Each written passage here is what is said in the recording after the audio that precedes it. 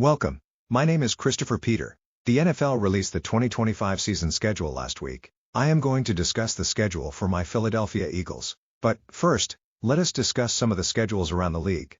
First, the Kansas City Chiefs, who received a schedule worthy of a team that is a fixture in the Super Bowl. They open with a division rival that made the playoffs last year. A team that hopes to be on an upward trajectory with a head coach that relies on his high football acumen rather than the desire to be bold and unpredictable. Given the fact that 3 out of the 4 teams in the AFC West made the playoffs and the Raiders added key pieces and upgraded their coaching staff, the Chiefs may have their hands full, despite the strong draft and free agency. A benefit of having a deep roster and missing the playoffs is that you enter the next season with an easier schedule, even if you lose a great deal of talent in free agency. The San Francisco 49ers, who I wrongfully picked in the preseason to win last year's Super Bowl, may have the best chance to make it to this year's big game. They do not have Deebo Samuel, but return Brandon Ayuk to the fold, who missed most of last season. They no longer have a cheap quarterback to offset the spending, so it will be interesting to see how well they can exploit what some are saying is a ridiculously easy schedule. The Dallas Cowboys also missed the playoffs, but were not as fortunate as the 49ers. They really have a tough slate of games around the start of the holiday season that could keep them out of the playoff hunt, if they are not careful. Having to face the Philadelphia Eagles on short rest and play the Chiefs and the Commanders soon after. If they do not build up a buffer like the Steelers did last year, they may face a slide right out of the field.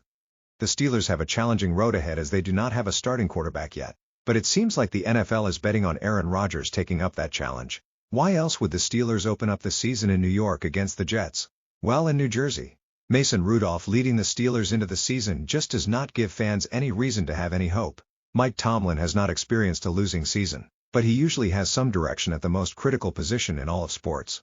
According to Fox Sports, the New York Giants have the toughest schedule in the league. A critical year for Brian Daboll and Joe Shan is not going to be easy, but this is factoring last year's records. But, the Giants team was pretty bad against everyone, but they had a good draft, adding the top defensive player and selecting the best fit at quarterback.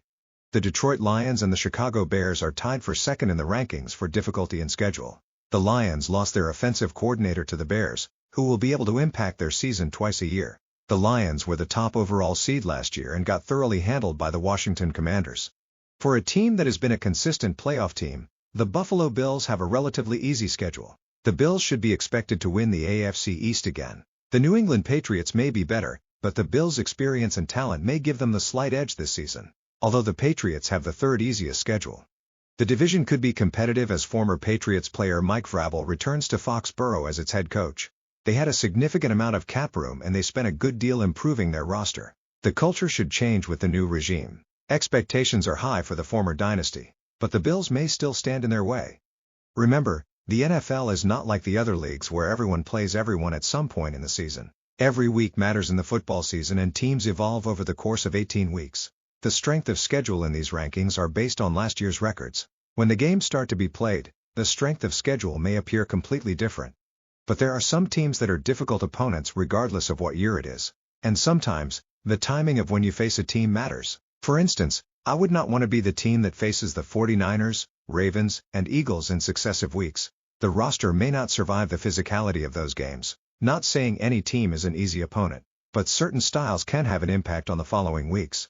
Now, on to the main event. My Philadelphia Eagles will defend their second Super Bowl championship with a grueling start to the season. The Birds raise the banner against division rival the Dallas Cowboys in Philadelphia, which is always a tough game. The Cowboys need a hot start, and the Eagles do too. I think the Eagles have the better team and head coach.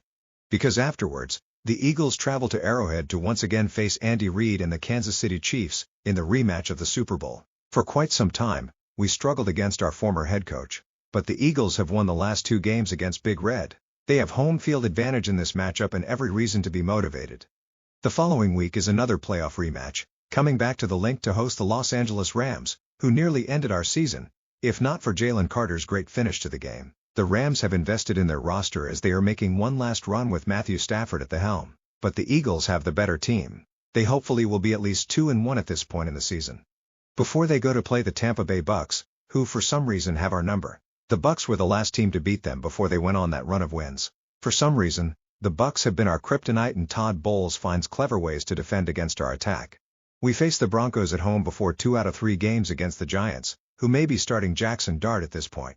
Week 6 of 7 is not a bad time to see what the first-round pick can do. The Eagles play the Vikings, who will have a first-time starter in the regular season at quarterback, so it has the potential for being a softer spot in their schedule. The Packers, Lions, and another matchup with the Cowboys follow, after playing what might be an improved Bears team. The Chargers and Raiders in back-to-back week before we end the season with 2 out of 3 against the Washington Commanders with the Buffalo Bills in between. That could be a difficult stretch at the end. The division will most likely be in contention for the whole season, so these games will most likely matter at the end.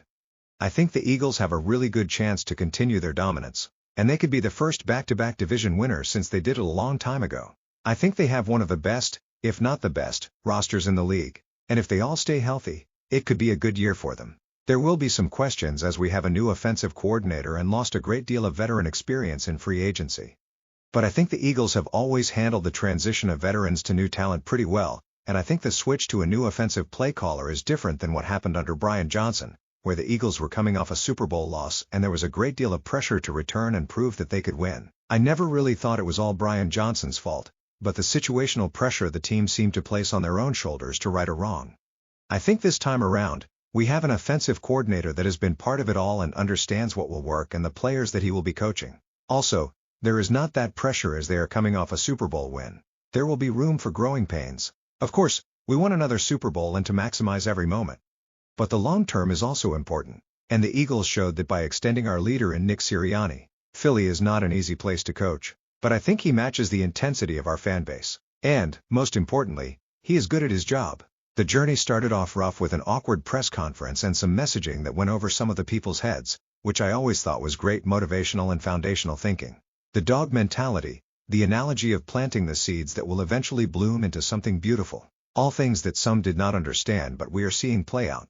There may be moments where people outside of the fan base will try to make a false litmus test, especially fans of teams that never make the playoffs, but the reality is Sirianni wins at a historic rate. Changes coordinators. He still wins. Infuse new talent. He still wins. He adapts and continues to show his passion for the game, his players, and his city.